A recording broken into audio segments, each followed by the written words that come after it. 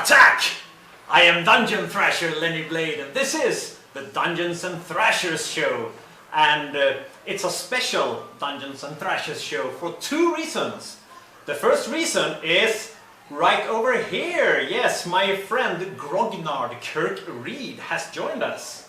Well, I have to say, I could have gotten cleaned up, but I'm going to be 82 next month. And so getting cleaned up at that age is like putting lipstick on a pig. So I did put on a clean t-shirt just for Lenny. So much appreciated. Be satisfied with that. I am, for sure. So what are we taking a look at and reviewing today, Kirk? Well, we're going to review today a supplement for Lord of the Rings role-playing game.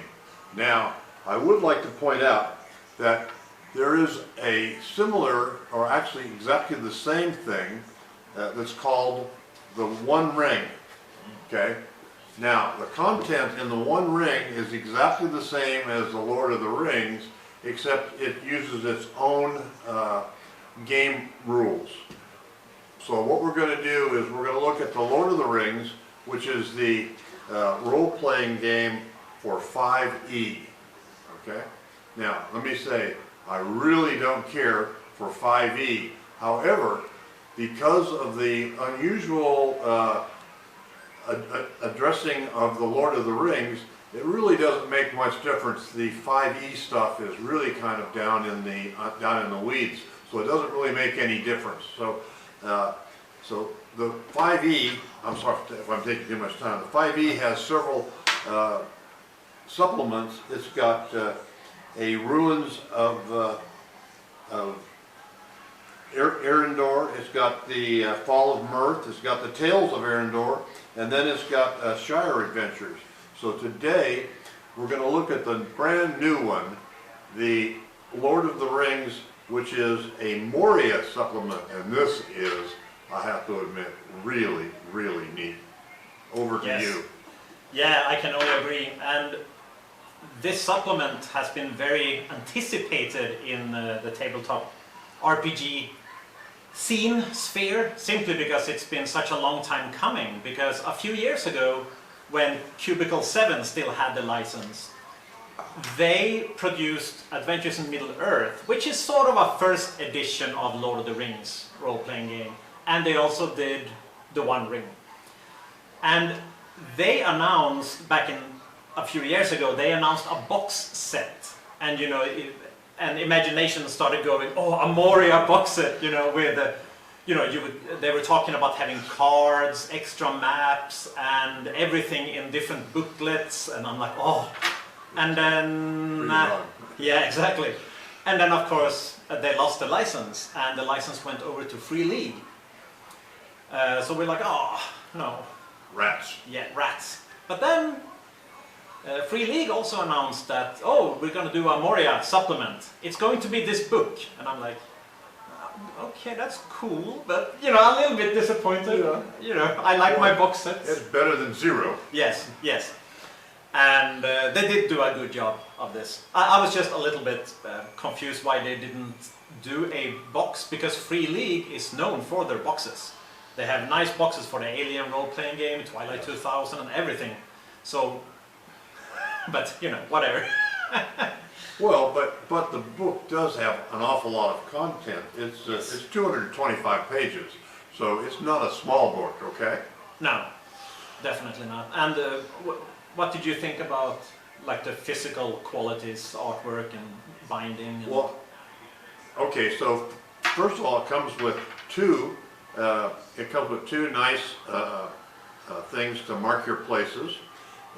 The cover is nice and sturdy, and the paper is very nice.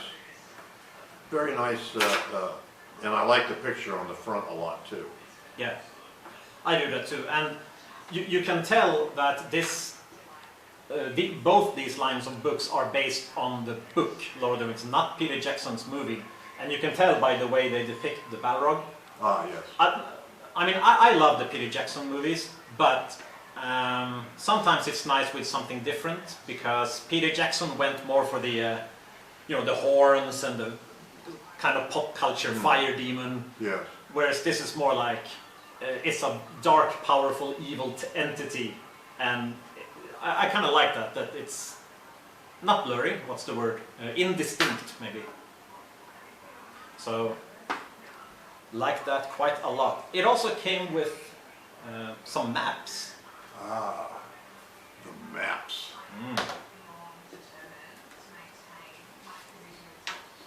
So it's got a map, the same map in the front cover and in the back cover. However, it comes with a fold-out map that's really pretty large and very, very nice. So, I got it straight. Okay.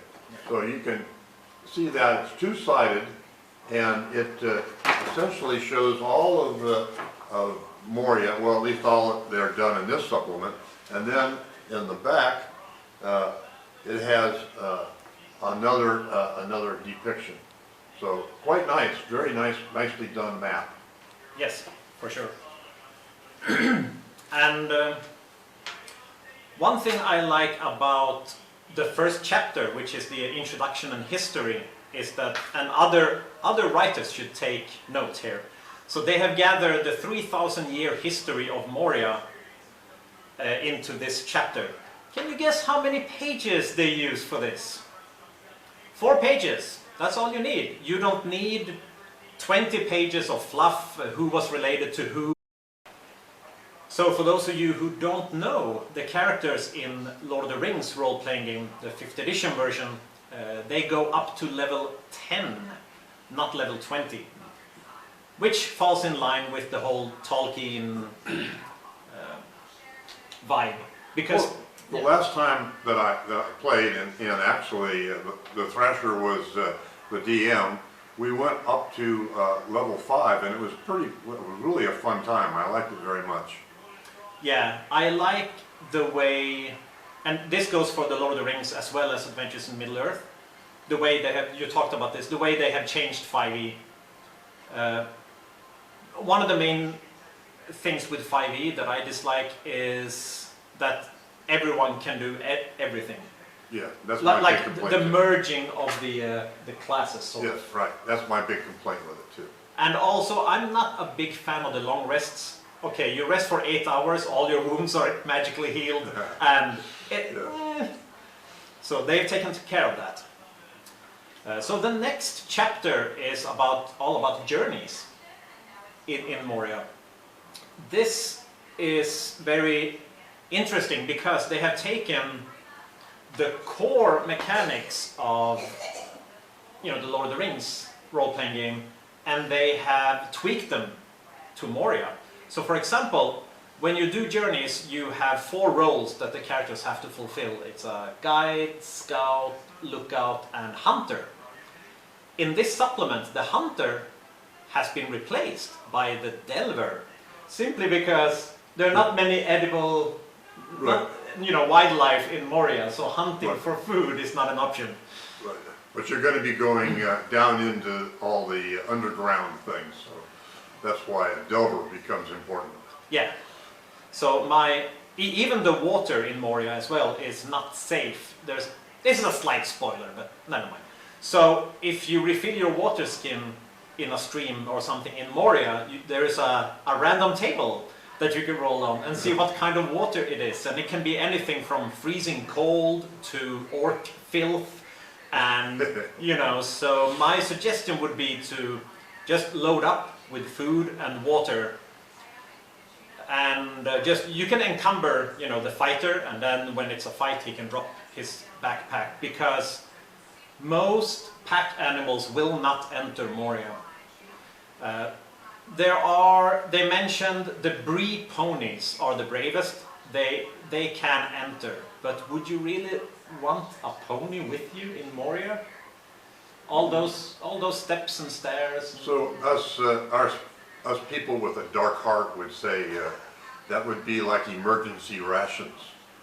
Oh, right. Yeah, I didn't think about that. So when they go and get stuff, you can just do it.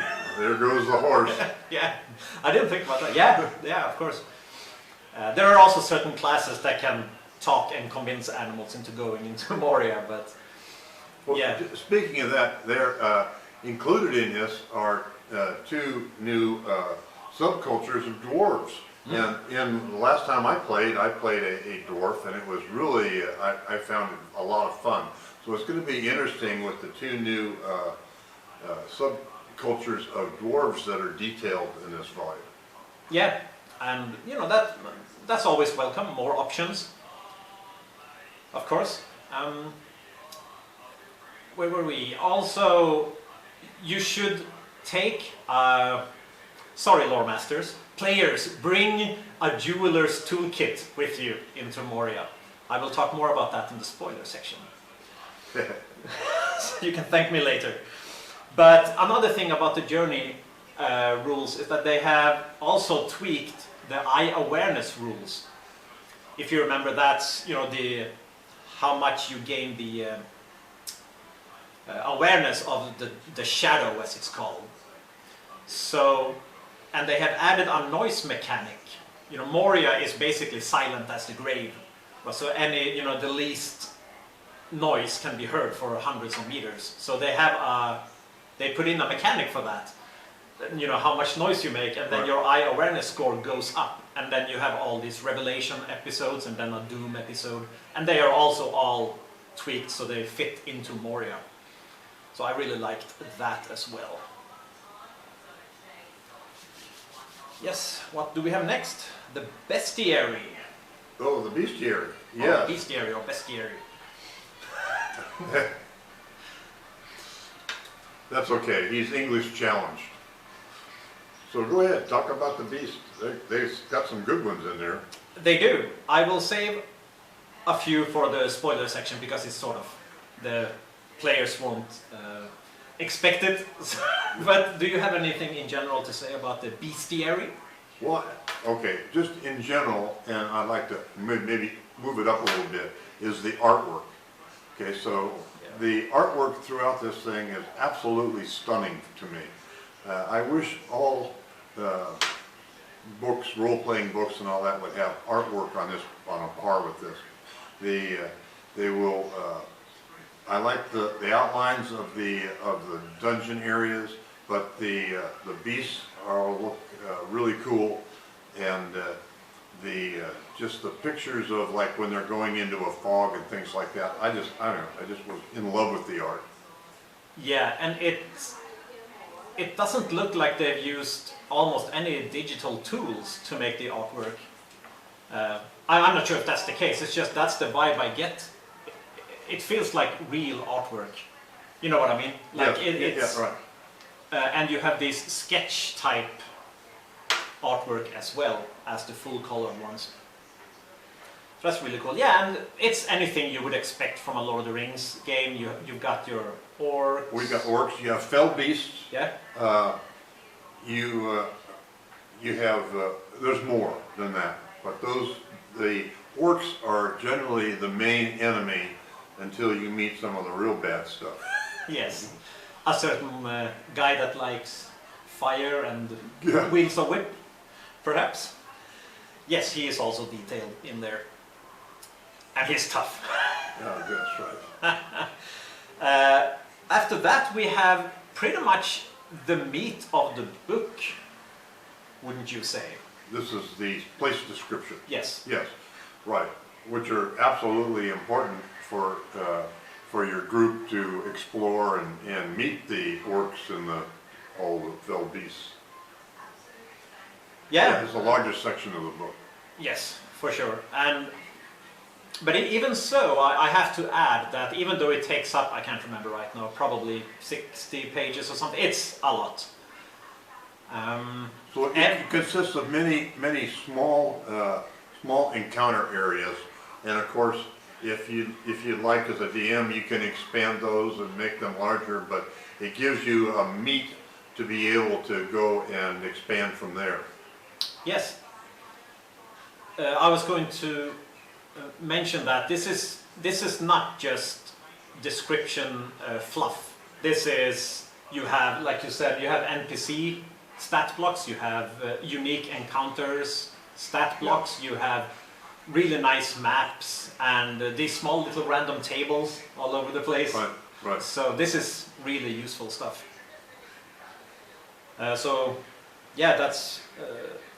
They also go outside of Moria, and they cover the gates and some of the areas around, where you can also find patrons that you can get missions from to go inside. And they have some suggestions of what patrons you could use. And also remember, in this timeline, Saruman is considered to be good. His mind is probably corrupted already, but to the outside world, he is considered a good guy. Right. Not bad yet. Not completely bad. No, he's still a part of the White Council with Gandalf and Radagast and whatnot. So he's a possible patron as well. So that could be a cool thing, that maybe he can send them with like ill intent, or like to get something, and then he will use that. Yeah, right. Later on. Right. So you were going to say something? Well, no, I did like all the small encounter maps. Those were really handy, and I immediately when I saw them, I started mentally expanding some of them. Yeah, it's a really good sort of springboard or a canvas, or what you're gonna, you can add, or you can just play as it is. That's fine too. But it's really easy. Right. It's easy to make it into how you would like your campaign to be. Yeah. And then we come to the appendices, and the first thing that's in the appendices is there were 3 expeditions that took place slightly outside of the timeline, but they have included them here so you can explore them anyways. So the first one was of course Balin's famous failed expedition to retake Moria. So there's information about that, so you can actually play that if you would like to, which I thought was a nice touch. And then they also have Aragorn and Gandalf did go into Moria. It's not detailed in Tolkien's work, so they have done a little bit of, they took some freedom with the license here and they expanded upon it, which is fine, you know. But so those are included as well. Well, the appendix, it collects all the miscellaneous stuff, like the magic items, okay? And it does have the two new dwarf cultures, and it's got other things in the appendix. I tried to use the appendix a little bit to look up stuff, and it was okay. So I didn't really get into all the details, so I don't know if it's really good or really bad, but it was okay, at least on the things that I looked for. Yes. There's also information on the mithril, I remember, and the game mechanics of forging mithril. Right. I thought the appendix was good. I won't know for sure until I've actually either ran it or played it, but it seems good. I did try it though, and the things that I did look up worked okay. Yeah. Yes, and then we have the 30-so pages of solo play. Okay, well I've got to admit, I was really puzzled and perplexed, okay? Why in goodness gracious would you have a solo play section, which they mentioned can be expanded to actually doing 2 people? I guess you take turns or whatever, but anyway, so you develop a group of 6, and it's not like a solo play thing where you go to the numbered block and then what happens there, you go to the next numbered block. Right. It's not like that. It's you make it up yourself, and you make a party of 6 people, and off you go, and it's got all these rules for resolutions and stuff. And I thought it was fairly complicated, but it just struck me as it's just not much fun to play by yourself, okay? No. But hey, it's there to go for it, and they did a lot of work on it. Well, yeah. Go ahead. You can tell me your take. Yeah, I just like you, I really liked the setup, the preparation part where you make your character and your 6 allies, and you get your mission and everything through random tables and whatnot. But the actual delving, I'm not sure. I mean, if you're a lore master, you've read the book. Yeah, right. You know what I mean? So, Right, so you're going to know what happens. yeah. Right. You know, okay, so I'm gonna go right there because I know the material for the last ring of the dwarfs is there, and then I'm gonna use the forge, and I got, you know, it's, yeah, it's a bit weird, and also I wonder because in the One Ring role-playing game there is a solo mode included in the core rules, so I wonder if they maybe assumed that you had some knowledge of that because. In this core rulebook, there is no solo play embedded in the core rules. So maybe they assumed that you had some knowledge of the One Rings solo system. Well, that could be. Or they just didn't want to cut out. Or they wanted it to be able to say, well, we have everything that the One Ring has. Too. Right. It felt a little bit incomplete, but I have to say I haven't tried it yet. So maybe if we try a co-op, we'll let you know how that goes. If that's something you would like to see, tell us in the comments.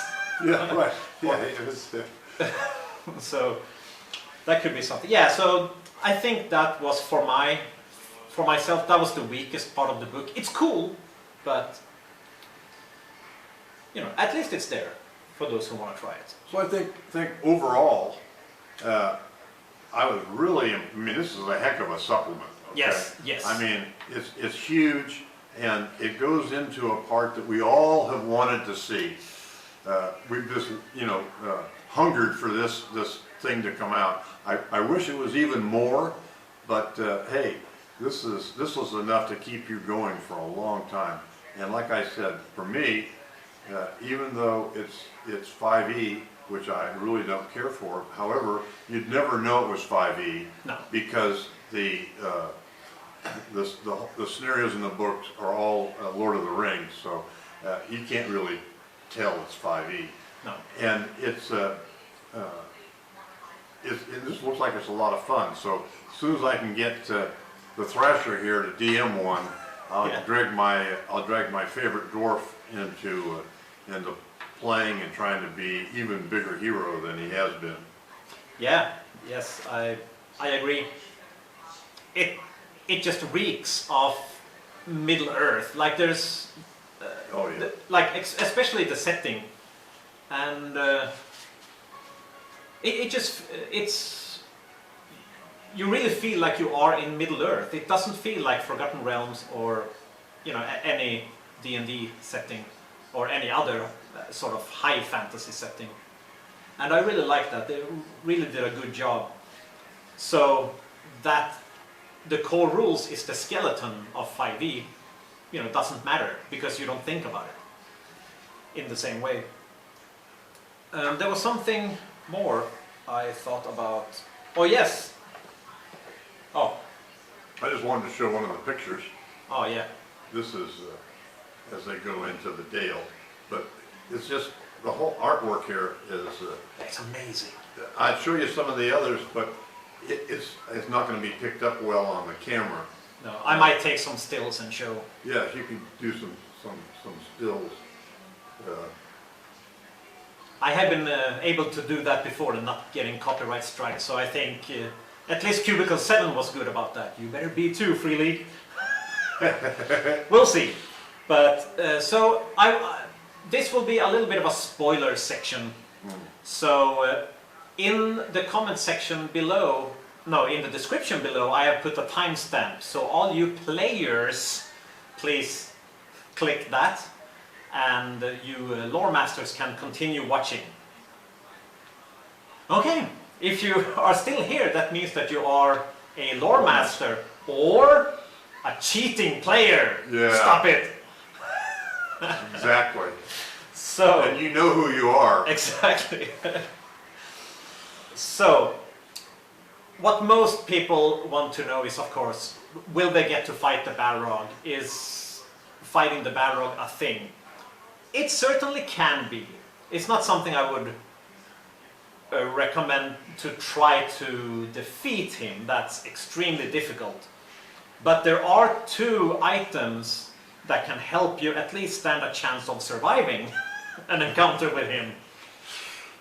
The first one you have to find, the second one you have to forge, and that's why I told your players to bring a jeweler's kit. What you have to forge is the last ring of the dwarfs, and you can find the material and the forge in Moria. Because can you imagine your players playing for session after session after session, and then finally finding that forge, and you ask them, okay, so who has a jeweler's kit? You know, it's not something that you normally carry around unless it's a part of your starting package. So I would recommend hinting at something. You know, there might be material down there, and you know that the forges still operate, and mithril, so maybe you should bring some tools, something like that. Maybe even get the players to make some sort of knowledge check to see what they can remember. Yeah. Something like that, because it would really suck for them. Don't do that to them. And the last ring of the dwarves grants you immunity to fire, which is a biggie. Yeah. And Yes. it also grants you dark vision. So the Balrog emits 30 meters of darkness all around him. So that's the first thing. And also, any round that you... I think it's at the end of your round, if you are within 5 feet of the Balrog, you take like 4d6 fire damage automatically, no save, that's it. And every time he hits you with his whip or his sword, his flaming sword, you also take More fire damage. lots of fire damage. Like I think it was 3d8 or 4d8 extra. You know, I mean, it's ridiculous. If you're not immune to fire, that's really hard. The thing that you can find. Now I'm gonna use these because it gets intricate. Because the thrasher is getting old enough to be blind. Yes, but still vain enough not to admit it. Right. So you can find Durin's axe.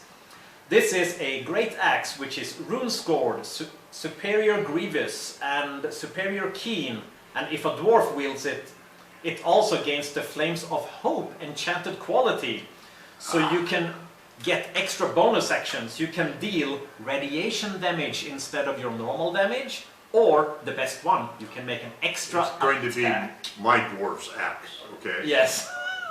Or you can make an extra attack. You can use your bonus action to make an extra attack, which is really big. And then you can attempt to force a foe attacking the wielder to go prone. I don't know if that, you know, how useful that is to when you're fighting the Balrog, but, you know, eventually, hopefully, you'll get out of Moria and you'll fight other things. So what this means is that you get a +3 to attack and damage, which in Lord of the Rings role-playing game That's is big. You know, you don't just find +1 swords everywhere, okay? Yes. That's a big deal. You get +1 to all your saving throws, and you make critical hits on a 19 or 20. So this is really a powerful weapon. Yes. So if you have those two items, you stand a chance of surviving, at least. If you roll like a god, you might get him under the HP where he withdraws. I can't remember how much that was, but Yeah. but if you're thinking about slaying him, no. Not happening. No. Right.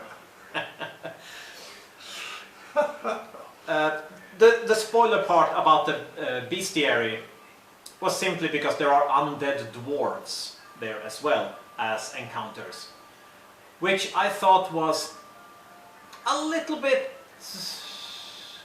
I think they're taking a little bit of a liberty with the license here. I understand what they want, okay, so the dwarves are angry now and they rise up and they attack the adventurers. It's cool that it's there. If you don't like it, you don't have to use it. Well, I mean, I like it. It just adds more mean monsters to the mix. But yes, it deviates from the real story of the Lord of the Rings, I think. Yeah, but I mean overall, oh my god, if you're into any version of, you know, Middle Earth role playing, Right. you know, I would recommend this. Oh yeah, I absolutely recommend this. This is really something that's full of content, and believe me, if you're a Lord of the Rings fan, just even reading it Yeah. will be fun for you. Yeah, definitely. However, I would say, please don't use this with regular 5e, because if you have a party of level 15 regular 5e characters, they will just walk through Moria like that with all the spellcasters and all that. So it's not going to be fun for anyone. But if you are intent on running it as Tolkien-esque as you can, then yeah, I recommend it for sure. Right, yeah, absolutely. I wouldn't go with standard 5e characters. I'd go right out of the book. Yeah, for sure. So that is Moria, Shadow of Khazad Dum. Recommended. Recommend it, absolutely. See you next time.